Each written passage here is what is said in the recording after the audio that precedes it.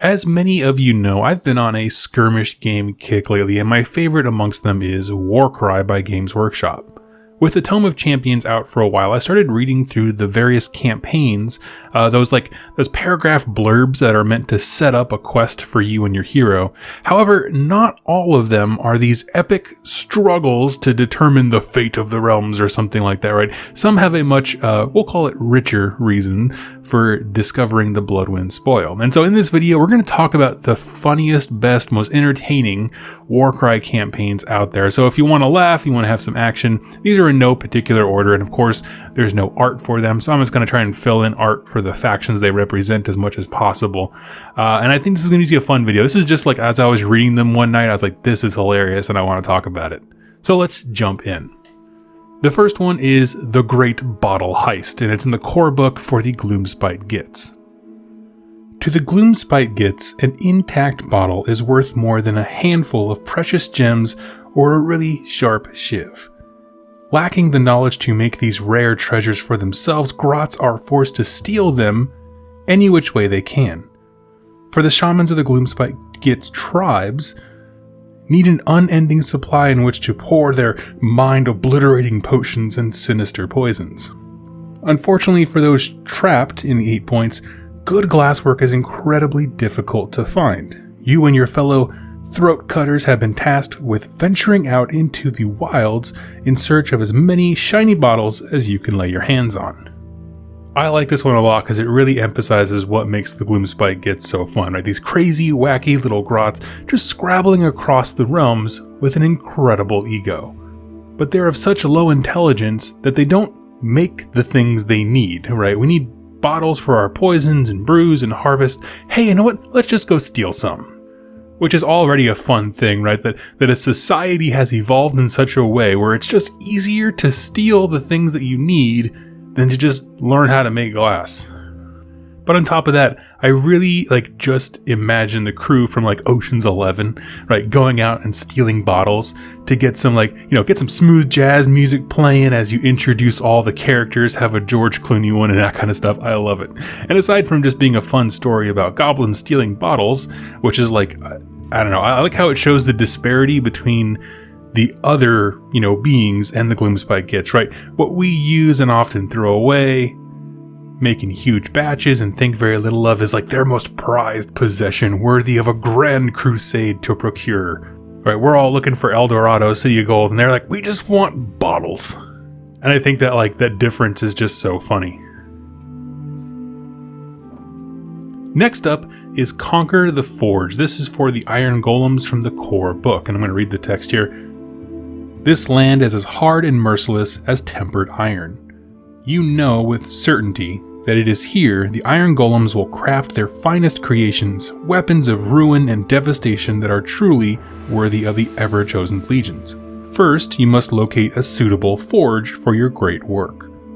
Many of the savages in this land carry crude and brittle blades, but you have witnessed others wielding weapons of greater quality, crafted here in the 8 points.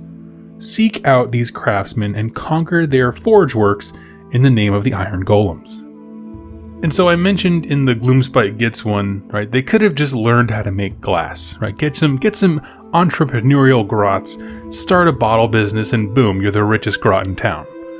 But small businesses in the realms are hard to start and manage, especially if you don't want to get tricked into a Black Pyramid scheme with Nagash or a Carriage and Overlord multi-level marketing program. With that in mind, I respect the heck out of this mission because a bunch of Iron Golems coming together all over the 8 points, I guess technically it makes them like immigrants, and they want to get to work and start a family business, making weapons for the Grand Marshal of the Apocalypse. You just gotta respect it. Truthfully, this is one actually answered one of the questions for me. Right? We read in the lore, it said that Iron Golems want to make weapons for Archaon's armies, but all we see are fighters. There's no smiths per se. And so I was wondering okay, well, how would they demonstrate that particular skill? And this really does a good job of answering, right? You go to the 8 points, you commandeer an existing forge, make some samples, and then everything's just about testing them out and showing off Archaon. Look how cool we are at making weapons. It's a small business story for the ages, and I absolutely respect it. Next up is the Hunger of Sophist. It's from the core book. It's for the Corvus Cabal. Let me read the flavor text here for you. The Slaanesh-worshipping Gargant Sophist, the Bloated, once roamed the 8 points, gorging himself obsessively upon not just the flesh of mortals, but also piles of jewels and treasure that he stole during his many rampages. Eventually, Sophist grew so obese that he could no longer move or even stand. The Gargant's appetite remains insatiable to this day. He gladly vomits up the valuables in his belly to any who offer him new and ever more decadent tastes. A thriving market shanty town of illicit pleasures has formed around Sophist's immense bulk. Such a rare bounty might even appease the burning avarice of the Great Gatherer, if only for a minute. Okay, there's a lot going on here we need to talk about. First of all, Slaanesh-worshipping Gargants just sound like bad news. And I'm going to leave it right there because I'm sure there's already a lot of super steamy fanfiction out there on the internet if you choose to go find it. But the idea of having the thing that a creature is like obsessed about be food is a good one. In fact, that's something I want to see from the mortal range of Slaanesh as well, right? Not just sex, but gluttony, resplendent clothes, a masterpiece of weaponcraft, that kind of stuff. I'm so on board. I love where this is going. But this dude likes his treasure and is still hungry. So the idea of saying, hey, does this sound tasty? And his immediate reaction is to hurl is not enticing, right? Like if I was with my wife and I said, hey honey, does this sound good for dinner? And she immediately barfs up, I'd be like, I guess not. But for this dude, it's like, yeah, brr, slide that plate my way.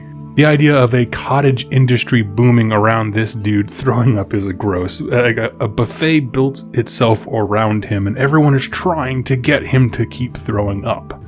I don't know why, but I think of like those big wave pools they have at water parks where everyone's just like chilling, relaxing, going about their day, and then someone yells, oh, here it comes, and everyone goes, woo, and then like, the wave comes over you, or in this case he barfs, and then everyone kind of chills and settles down until the next time. Also, let's talk about the Great Gatherer, right? The god of the Corvus Cabal, right? This kind of vague, non-chaos aligned thing. The idea for them is that Archaon is his living avatar, right? That like there is the Great Gatherer, this, non-chaos line god, and that Archaon is like the herald of the Great Gatherer. So I'm just trying to imagine the scene where like the Iron Golems are like, hire us, we make amazing weapons, and the Cypher Lords are like, we can discover any secret you want in the realms, and the Corvus Cabal shows up with like 3 buckets of puke and are like, we thought you'd like this. I love it, all of it. Now, next up is for the Ogre Maw tribes, and I'm going to go ahead and read their text here. The ravenous nature of the Ogre race is legendary, and the warbands of the brutes will often break from their Maw tribe in search of new tastes. Word has reached you that Larthier the Gorged, a major power broker in Karngrad, seeks to hold a feast in his own honor. Within his larder are all manner of unique flavors, many of which cannot be found outside the 8 points. Smash your way into Karngrad and honor the Gulping God by taking Larthier's stores for your own. This is the AOS version of Wedding Crashers, and I love all of it. I knew going into this that anything like ogre related is going to be centered around food, right? It's always been the key like motivating factor for them, and hey, I respect it. I'm a big guy myself. But in the battle tomes, that takes the form of this, moving mountain of fat dudes just going on these wandering hunts, consuming what they come across. But this is different. What weird social circles have to exist for these ogres to learn about a party? And not just a party, but like a big party, right? They're not going to travel the wastes for like a kegger. These need to be a real meat prize. I also like the emphasis on a myriad of flavors, like these big fat turds are some like special sommeliers, right? Ah, yes, I can really taste the innocence in this one. Actually, that's, now that I think about it, that's probably a really great tip for modeling that I might steal, right? Make an ogre warband that is dressed like they're doing like the wine country tour things, all with little notebooks and shirts with bad food and wine puns on them. Classy. And the last one that I have here I wanted to point out is the Skaven. So let me go ahead and read their little flavor text here. Skaven society is a nest of ambition, backstabbing, and convoluted plots. The warren that runs beneath Karngrad is no exception. Looking to make his mark, Clawlord Sneeric seeks to assassinate one of the Talons of Karngrad and sell the services of his verminous mercenaries in the resulting power struggle. He has hired the most expendable warband he can find, your own, as his accomplices. Aid him and you will be richly rewarded. After all, why would Snirek lie? This is amazing. Okay, the general plot is not like too crazy. We can totally see this happening, right? Skaven are conniving on like a legendary level. Kill the boss, offer your services in the power struggle. Set yourself up with the right fighters in the right place. Maybe you take power for yourself someday, but make money nonetheless. Where this one becomes interesting to me is kind of where it breaks almost that fourth wall at the end, right? That this dude wants to keep his monetary investment minimal and not have anyone capable of usurping him around, and so he hires you, right? You are the most expendable warband around. You are this dude's pawns. And it all but tells you, hey, you're a dirt person, right? You are so like unassuming and so like cheap, basically, that you're not even in control of this grand quest that you are embarked upon. Snirek is not a playable character. You don't get a warlord in your party or anything. This entire campaign is you being dumb enough to listen to this guy who you know is a backstabbing turd. And that you are worthless enough that he either doesn't care if you fail or has factored into his plan, right? And that's just savage, and I love it because it sets you as a player as like, you are, no matter how well you do, you are the lowly state. You are at best a second in command goon. And I absolutely thought that was fantastic. This is peak Warhammer, right? For why is this cool as I wrap up all these videos? These stories are just like, they're out there. Everything about Warhammer is ridiculous. You know, I know in 40K they've kind of gone for this more horror and like almost realism type thing, but I just love when they just really go out there and have fun and just like, this is the most ridiculous, ludicrous setting ever. We can absolutely tell some funny stories, and all of these I think really represent that. The idea of the great bottle heist with Gloomspite gets is so funny and flavorful to them. Conquering the Forge explains actually a little bit about iron golems, but also is just, again, it's a small business story. The hunger of Sisyphus brings in like the notoriety of the chaos gods, meaning Slanesh, and like consumption and being obsessed with food and flavors. I think they did a really good job, but also it's still funny. The Maw Tribes is basically a glorified beer run, and I think that's great. And the Skaven, just, it really, like I said, that fourth wall breaking type thing is just fantastic. They don't do it a lot, it's just there and it's amazing. And so friends, I just wanted to share some cool stories. I was reading through these as I was getting ready to do my Warcry videos and that kind of thing, and I was like, some of these are just too funny. They don't individually deserve their own videos, but by golly, when you combine them, I think they're just a series of really fun events that can happen with your warband. So if you have played any of these campaigns in Warcry, hey, let me know in the comments down below how it went.